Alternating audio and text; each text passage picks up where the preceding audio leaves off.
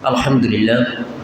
হাজী হেদায়েতুল্লাহ বাইতুল মামুর জামে মসজিদের সম্মানিত মুসলিয়ান ইকরাম, পর্দানিশীন সম্মানিতা মা ও বোনেরা, মহান আল্লাহ রাব্বুল আলামিনের দরবারে অসংখ্য অগণিত শুকরিয়া আদায় করি যে আল্লাহ রাব্বুল আলামিন দয়া করে, মায়া করে, মোহাব্বত করে, ভালোবেসে 10 মায়ের 10 সন্তানকে একত্রিত হয়ে জুড়ি মিলে বসার মতো যে আল্লাহ সুযোগ করে দিলেন, সে আল্লাহ পাকের দরবারে প্রাণ খুলে অন্তরস্থল থেকে কালিমাত শুকর আদায় করি।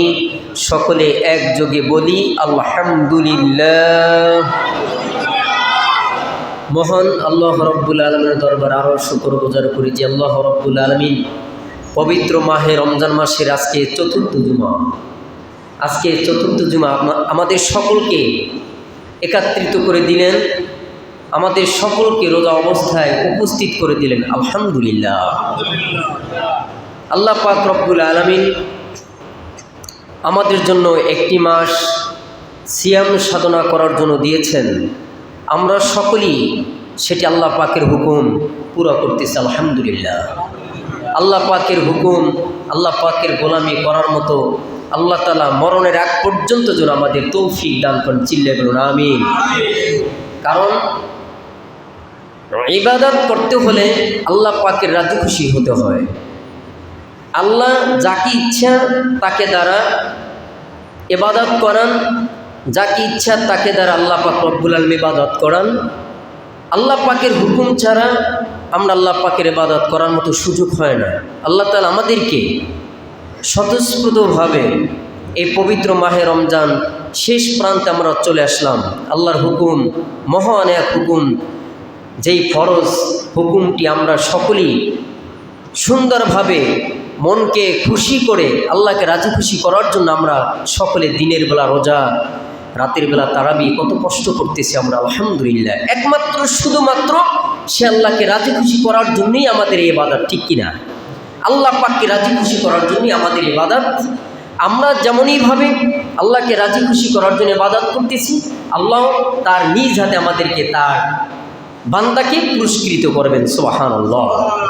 সম্মানিত ভাইয়েরা, আজকে কিছু কথা বলবো। আমি পবিত্র কুরআনুল কারীমের 10 নম্বর পারা সূরা তাওবার 60 নম্বর আয়াত তেলাওয়াত করেছি। এই 60 নম্বর আয়াতে আল্লাহ তাআলা কি বললেন? যাকাত সম্পর্কে কথা বলেছেন। যেহেতু আমাদের যাকাত ফিতরা দিতে হবে, ঠিক কিনা? এ সম্পর্কে কিছু কথা বলা দরকার এবং আমরা সকলেই শুনবো মনোযোগ সহকারে ইনশাআল্লাহ। আল্লাহ তাআলা এই কোরআনের আয়াতের মধ্যে কি বললেন? আল্লাহ পাক রব্বুল আলামিন এই আয়াতের ভিতরে 8 শ্রেণী, কয় শ্রেণী? 8 শ্রেণীর লোকদেরকে এই সদকাতুল ফিতর যাকাত দিতে হবে। এটা আল্লাহ তাআলার হুকুম। কয় শ্রেণীকে দেব? 8 শ্রেণী। 8 শ্রেণীর লোকদেরকে আমরা এই যাকাতের টাকা সুন্দরভাবে সদকাতুল ফিতর এবং এই যাকাতের টাকাগুলি সুন্দরভাবে পাই টু পাই বুঝাই দেবো ইনশাআল্লাহ। হুকুমটা কার? আল্লাহর হুকুম, নবীন না। হুকুমটা কার? আল্লাহ পাকের হুকুম। এখন কোরআনে যাই কি বলছেন? সম্মানিত ভাইয়ারা, আল্লাহ রাব্বুল আলামিন বলছেন, ইন্নামাস সাদাকাতু লিল ফুকারাই ওয়াল মাসাকিনি ওয়াল আমিলিনা আলাইহা ওয়াল মুআল্লাফাতি কুলুবুহুম ওয়া ফির রিকাবি ওয়াল গারিমিনা ওয়া ফি সাবিলিল্লাহি ওয়া ইবনিস সাবিল ফারিদাতাম মিনাল্লাহ। আল্লাহু আকবার। ভাইরা আমার, বন্ধুরা আমার, আয়াতের মধ্যে আল্লাহ রাব্বুল আলামিন 8 শ্রেণীর লোকদেরকে এই সদকাতুল ফিতরের যাকাতের টাকা দিতে বলেছেন আল্লাহ তাআলা। সেই 8 শ্রেণীর লোক কারা? তাদেরকে আমরা শুনব, আমল করব এবং তাদেরকে যথাসময়ে আমরা তাদের হাদিয়াটা আমরা নিজ হাতে পৌঁছে দেব। আল্লাহর হুকুমটা আমরা পুরো করব ইনশাআল্লাহ। 1 নম্বর হইল ফকির। 1 নম্বরে কারা? 1 নম্বর হইল ফকির, 2 নম্বর হইল মিসকিন, 3 নম্বর হইল এই জাকাত যারা আদায় করে এবং বন্টনের কর্মচারী যারা আছে তাদেরকে দিতে হবে।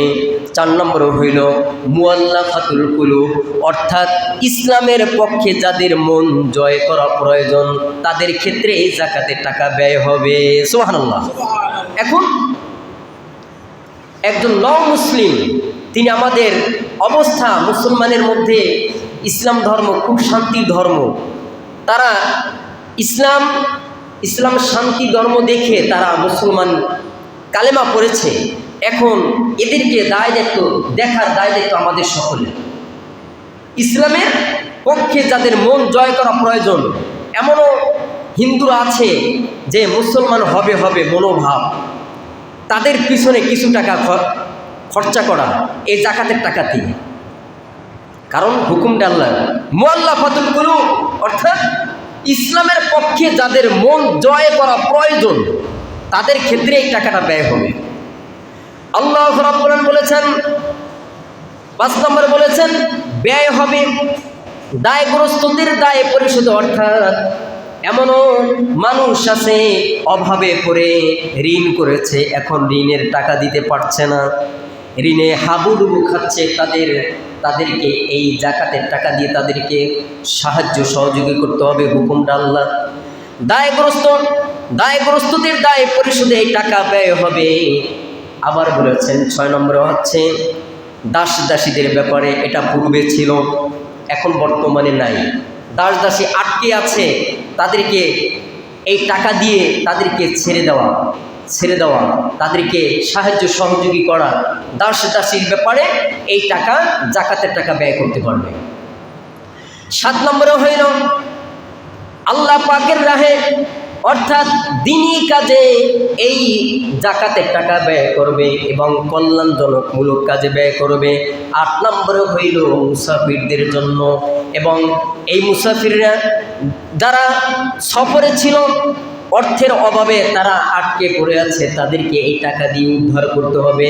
আল্লাহর হুকুম এই 8 শ্রেণীর লোকদেরকে জাকাত সদকাতুল ফিতর এই টাকা তাদেরকে পাই টু পাই বুঝাই দিতে হবে। কথাটা আল্লাহর। কয় শ্রেণী বুঝলাম আমরা? 8 শ্রেণীর লোক। এই 8 শ্রেণীর লোকদেরকে আমরা খুঁজে বের করব। আমি আবার রিপ্লাই করছি, ফকির, মিসকিন, জাকাত যারা আদায় করে, যারা বন্টন করে, এবং মুআল্লাফাতুল কুলুব ইসলামের পক্ষে যাদের মন জয় করা প্রয়োজন তাদের ক্ষেত্রে জাকাতের টাকা ব্যয় করবেন। 5 নম্বর হইল দায়গ্রস্ত, যারা ঋণগ্রস্ত আছে, ঋণে হাবুডুবু খাচ্ছে, ঋণের টাকা দিতে পারছে না, তাদেরকে সাহায্য সহযোগী করতে হবে এবং দাস দাসীদের ব্যাপারে টাকা ব্যয় করবে। 7 নম্বর হলো আল্লাহ পাকের রাহে অর্থাৎ দ্বীনি কাজে এই টাকা ব্যয় করবে এবং মুসাফিরদের জন্য ব্যয় করতে হবে। এই 8 শ্রেণীর লোকদেরকে আল্লাহ তাআলা আমাদেরকে জাকাত সদকাতুল ফিতর টাকা দিতে বলছেন। আমরা যেন সকলে এই টাকাগুলি, জাকাত ফিতরের টাকাগুলি আমরা যেন সুন্দরভাবে নিজ হাতে দেখে যারা পাওয়ার উপযুক্ত তাদেরকে যেন আমরা দিতে পারি। চিল্লাইবো না আমিন।